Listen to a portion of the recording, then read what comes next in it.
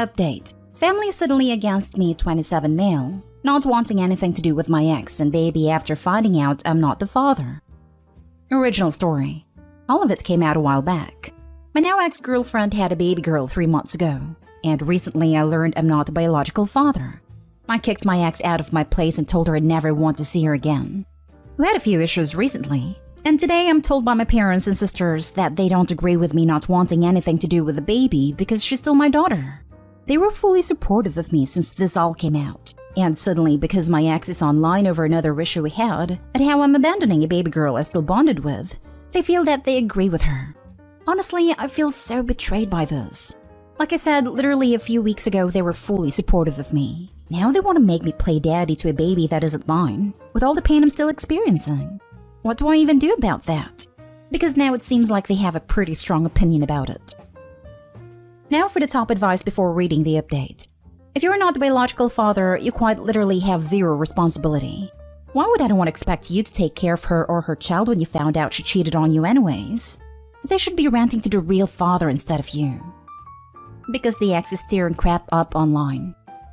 It also probably makes him look pretty bad to kick her and a baby out on the streets. I'm sure people are reacting emotionally. Could be his family had bonded with a baby and already thought of them as theirs? I don't know. It's not a simple situation when there are tiny humans involved, as much as everyone likes to pretend the world is black and white. However, I agree you don't let a cheater who tried to baby trap you with another man's child live with you, and you certainly don't raise the baby. I would frankly tell the family that if they feel so strongly about it, they can invest their time and money raising that baby and letting the mom move in with them. But the only way their argument holds water is if they are willing to step up and do what they insist Opie does. Otherwise, they're just crap-talking dummies who won't put their money where their mouth is. You're an adult. Do what's right for you. Your parents and sisters have no say in this. They're most likely projecting their disappointment of having a baby in the family onto you. Stay the course and don't let them make you second-guess your choice. Seek legal advice in your area to ensure you are not on the hook for your ex's well-being and a child. Extremely important. Otherwise, I'm sorry this happened to you. I'm glad you found out when you did. And now for the update. Man, did things really take a turn from last time I posted this. I tried talking with my family multiple times, at least to get them to understand how badly my ex cheating has messed me up, and the way it makes me feel with them trying to back me into a corner about the baby. I've told them she's not mine and I can't be involved in her life or my ex's. That's just too much for me. For a few days after, I thought they finally understood it. Then what do? My mom asks if they can come over to my place for some lunch, and they bring the baby too. Thank God it wasn't my ex too, or I probably would have lost my cool. This was the first time I ever raised my voice at my mom. It is to tell her to get the hell out. Her, my dad, and my siblings are trying to plead with me to just hold her and sit down to talk with them. Seriously, I couldn't freaking believe them. I didn't get physical, but in a way did have to push them out of my house. Got non-stop calls from them outside, and the baby was crying because they kept calling me from outside to let them in. It was a crazy time. My heart was even pounding. After that crap show, I called my mom up again to tell her I'm done with this. They're not to speak to me again, and if at some point I decide to let them back in, they are never allowed to ever bring up my ex or the baby. I told my mom I honestly can't believe she'd do that to me, her son after everything I've already been through. That betrayal hurts deep. She seems super apologetic, but that's not enough for me with the line they crossed.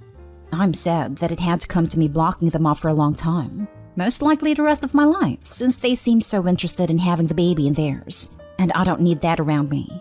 Been spending more time with friends, going out, getting drunk, and having fun. It's a nice distraction, honestly. Here's hoping I finally have some peace. For what it's worth, I'm proud of you. Your family's all kinds of horrible, and you really stepped up and protected yourself there. This, my man, you set clear and firm boundaries that your family unfortunately don't care about. And the minute you give a damn about that child, your ex is going to use that as a leverage to get you to support her awful ways. For what it's worth, blocking family's hard, but family's supposed to have your back and tell you the honest truth when needed. But that isn't family you got right now. They're so blinded by grandchild that they don't care about the harm they're doing to their own son over having the baby around. If you've got friends with career opportunities outside of town, or things you've always wanted to do that family held you back on, now's your time. Find your new way forward. Good luck on your journey. I'm considering leaving once I know my name is off the birth certificate. Last chances of my ex are them trying to force the baby on me again. Also, I'm tired and feel I need something else in my life right now. Sounds like you need a lawyer if your name is on a birth certificate. No, the biological dad is getting his name added to the birth certificate. As far as I know, is fine with owing child support but won't be involved. It's really sad. To think they would be so invested in the idea of a grandchild that they're basically asking you to distort reality and completely disregard your own feelings to humor it. What indulgent, delusional, and baffling people. It sucks having to cut off family. But I want to make it clear. It had to be done, and you stood up for your own principles, a own pursuit of happiness here in a way I think you should take pride in. Be careful with drinking though, friend. I've lost years of my life to it, let alone my lifespan, and it never helps. If you find yourself drinking more and more, especially alone, then really reflect on that. Thanks for this. I see what you mean about the drinking. I've been kind of reckless with it, because right now it feels like I want to be in self-destructive mode to feel numb for a bit. But I'll try to monitor it and make sure it doesn't get too crazy. Next story is titled, Update. I, 31 male, am reconsidering my marriage after my father-in-law's death. Original story. We have been together for 10 years, married for 5. My father-in-law passed away at the start of the year, and it has been difficult. I have been there for her. I have taken over a ton of chores. I have been a shoulder to cry on, and I have made sure she has a space to talk about him and cherish his memory. Then it has struck me that she did none of this when my father passed away. He died 3 years ago. My wife was with me during the funeral, but she didn't let me break down or take time for myself. She always said that my dad wouldn't want me to cry about him, and I should carry on working, pulling 70-hour weeks because that is what he would have wanted, for me to be a good family man like he was. I believed her and just pushed back all the emotions. I was only able to mourn and talk about him properly with my best friend. I thought it was fine then, and I didn't want to bother her. Right now, I feel like my father's death was something he had to deal with, while her father's death is something that happened to all of us. I know it is silly to compare and contrast, but this pattern holds for most of our marriage. Her emotions and problems are our problems, while my emotions have to be processed outside our family. I honestly don't know how to bring this up.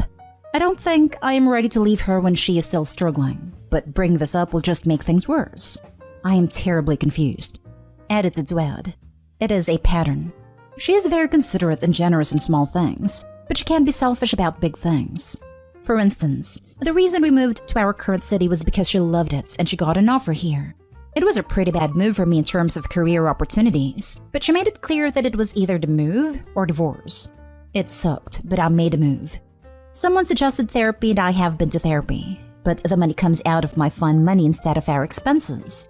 I'm not sure if she had to go, it will come out of her fund money. Now for the top advice before reading the update. Therapy money comes out of your fund money? That's a red flag right there. Therapy is medical care. It's treatment. It's preventative care. Does she pay for doctor's visits, over-the-counter pain medication, pads and tampons, etc. out of her fund money? Because this sounds like it's bordering on financial mistreatment. Therapy isn't fun. It's mental health care. Your wife sounds like an a-hole. She made you work 2 jobs worth of time each week when you were grieving. She made you bottle up your emotions. And now she expects you to step up for her when she refused to do the same for you? This isn't a healthy relationship at all. I see a lot of you giving and her taking, but not much in the other direction. Couples counseling or divorce. This sounds like an awful relationship to be a part of. Yeah, the idea of therapy money coming out of fund money is absolutely absurd. Sounds like Opie's looked on as an accessory to her life rather than a partner. I'd say couples therapy pretty sharpish. I'm sorry, Opie. Her telling you to be a family man was to deny you any grieving. And she should not be such a sexist hypocrite with support after a death. Totally yes. When my grandmother died, my dad broke down. Not only because his mother was dead now, but because his side of the family lives in another country 5,000 kilometers away. So the last time I saw her was probably 2 years before that. No one in my family cared about him being a family man then. He just was a son who grieved the loss of his mother. And my mom, brother, and I did everything we could so that he could book a flight the next few days to be able to be at her funeral and be there with his siblings. Sometimes it's okay to not be strong or 100% there for your immediate family. The loss of a beloved parent/sibling/other family member is one of them. And men are definitely allowed to grieve properly like everyone else in these situations. I'm sorry you didn't get the support you need when your father died. Is it a pattern with your wife to not be emotionally supportive of you, or was it just around your father's death? I can't really tell from your post. If you are just realizing that this is a pattern in your relationship, it's a valid and important complaint. If it was just around your father's death, I think you should talk to her about it. She may not have realized what she was doing. She may not have realized how hard it is for you. Sometimes when someone hasn't experienced a close death like that themselves, they just don't get it. But if she really thinks don't dwell and get back to work is defensible, you have some thinking to do. And now for the update. I ghosted my own wife. I want to thank all the commenters for pointing out how messed up my marriage was. I had been planning a trip to see my nephew for a while, and I finally decided to go. I flew back home, but I have been staying with my sister. I took all the important documents with me because I wanted them with me just in case. I knew that even if I try to talk with her, I will fold and stay. I needed space and I needed time. I'm surrounded by unconditional love here. Even if I hurt my sister or brother, they will be hurt and angry, but they will still love me. While my wife can turn her affection on and off like a switch. I have talked to her about divorce, and she is trying to win me back. She has even talked to me about moving back. I had to quit my job. It will hurt my career, but my boss was strangely understanding. I have also contacted a divorce attorney. I know it is going to be messy and long, but I want to do it. I really don't see a future for myself right now. And what is my most important motivation for getting a divorce that I have already made her angry? Even if I go back now, she will still be angry. I am terrified of what she will do to me to work through that anger, and we would go back to being loving after she vented. But I don't have the emotional strength to go through that, and I'm deeper in every day I don't return. Divorce becomes a better option, even though I still miss her. I really do love her, but I can't live like this. I'm terrified of what she will do to me to work through that anger. Write the statement down on a piece of paper and stick it in your wallet. Anytime you have second thoughts about the divorce process, just take it out and read it. Nobody should be terrified of their own marriage. For any reason. You deserve better than this. Exactly. She sounds like a manipulative bully. And the fact he is scared of her not buying her nice act reminds me of when the bully is forced to apologize by adults. You know the apology is performative art, and when they get chance to get you alone again? Honestly, solid advice. When I broke up with my last ex, I had to write a few of the things he did down, and read them over a few times whenever I missed him or felt weak. It's odd how terrible instances can just be drowned by a few kind gestures of love. It was rereading the really bad stuff and triggering those memories that kept me away and never went back. Go ahead and file for divorce. The sooner you do that, the sooner it will be done and she'll be out of your life. Ask the attorney how to arrange things so that all contact is done through them, so that she can't contact you directly anymore. Right now, she knows she can use her fake nice side, and it is fake, to appeal to your feelings for her so that she can use them as a weapon against you. Disallowing her direct contact with you takes that weapon away from her. Once that is started, get into therapy ASAP. Doing so will help you break the addiction to her toxicity. We can become addicted to toxic people just like we can become addicted to substances. And that will help you stay strong and allow you to truly begin to heal from the damage your wife and marriage have caused you. I am talking to my attorney and we are going to file soon. Honestly, her having to deal with a lawyer would be a good idea.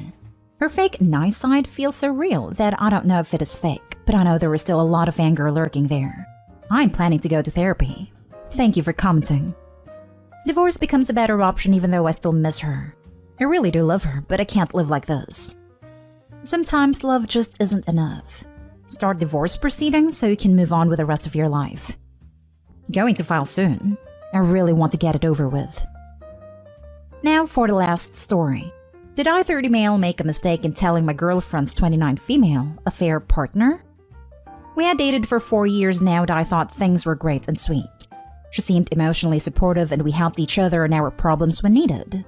A few months ago though, when I was fixing her phone, I noticed flirty texts between him and her. I told her to stop with the flirting, but despite her promises, I found out from her phone, when I had to fix it again, that they were hooking up. I went to my friend's house and texted both of them that I knew, and then my relationship was over. The affair partner then called me and said he had no idea she was still with me. She hadn't told him that I was the abusive ex. He told me he wouldn't speak to her anymore and invited me to chat with him someday. The next day, my now ex-girlfriend came in and screamed me out of ruining a great thing. It got to the point when she tried to stab me, and I had to literally fight for my life by punching her out. Cops were called and she was arrested. I know I should feel relieved, but now I'm wondering if I could have just told her instead of both of them that I knew the affair and avoided the drama. You did the right thing. If you'd have talked to her, she'd have denied it, probably, and told her affair partner more lies. I screenshot the text to end up confirming it. You still did the right thing. Now he has the chance to review his decision to stay with her. You didn't ruin a good thing. She did by cheating on you. I don't think you made a mistake, and I'm glad you were away from her and unscathed. You called her out for the flirty texts, and she kept going to the point of sleeping with a guy.